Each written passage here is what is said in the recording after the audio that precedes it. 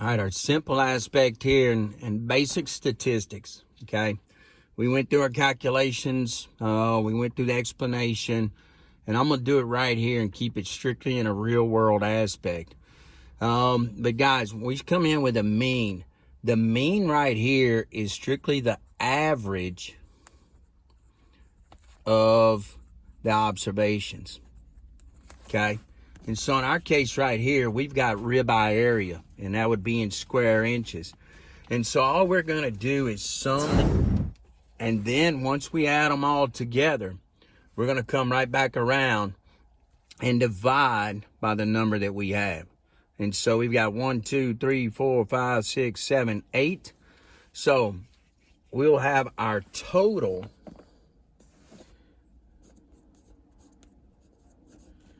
divided by n, and in this case, n equals 8. And so that's the number of animals that we have right there.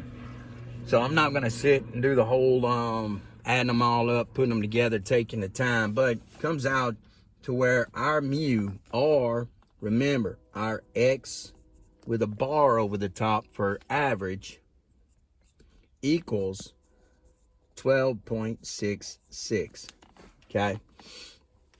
So I put a couple of different boxes here, and this is not necessarily how we're going to do it all the time. Oh, wait, hold on. For mean up here on our question, we can come right up. So just for simplicity's sake, and each of the steps, and you don't have to have this step right here where you subtract it, but remember our sums of squares, and that was our observation minus our average, and then squared. And so we take those, the summation we'll do at the end, but we're going to take our observation, 13 minus 12.66 is going to be 0.34. And so what I typically do there, guys, is 0.34, and I go ahead and square it.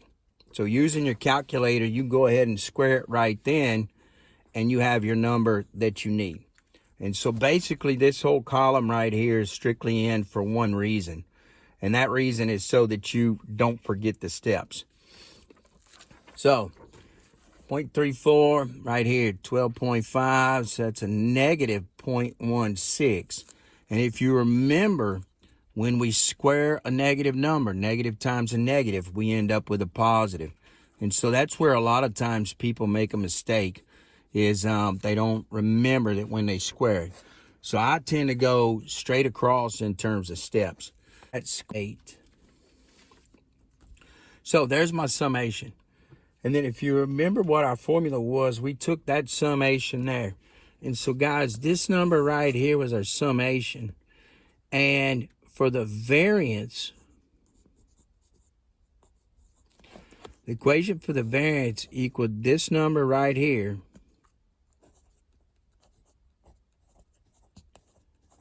divided by n minus 1.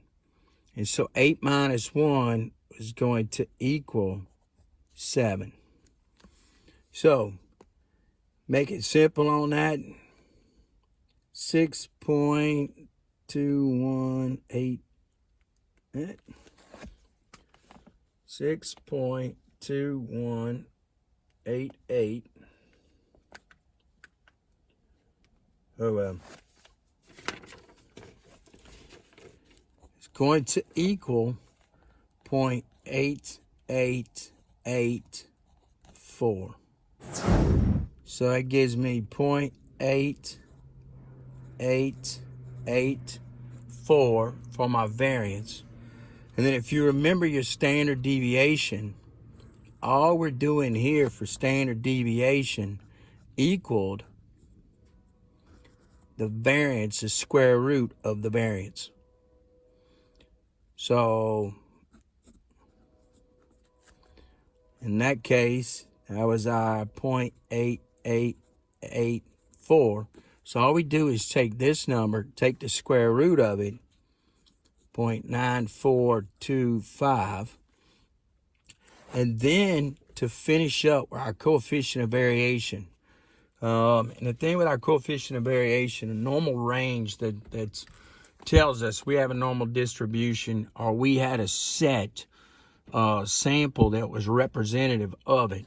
And for our coefficient of variation, that was strictly our standard deviation divided by our mean. And so that was going to be 0.9425 divided by 12.66666666. And that was going to give us 0.0744 times 100.